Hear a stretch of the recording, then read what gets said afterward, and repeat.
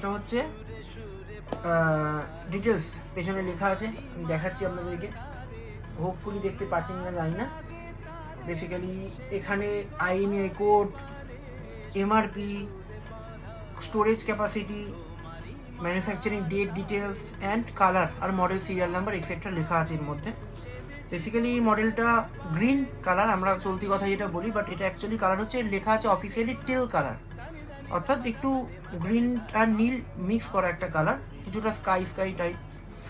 And এটা আমার 128GB 128GB স্টোরেজের ফোন, যার দাম অ্যাকচুয়াল বর্তমানে প্রাইস চলছে 74,999, 74,999 টাকা। এর ওপর সামথিং কিছু ডিসকাউন্ট করে সেটা দাঁড়িয়েছে 72-73 মতো। তো এইবার আমি খুলছি আপনাদের সামনে ফোনটাকে। এই যে ফার্স্ট ওপেন করলাম, দ্যাট ইজ মাই মোবাইল।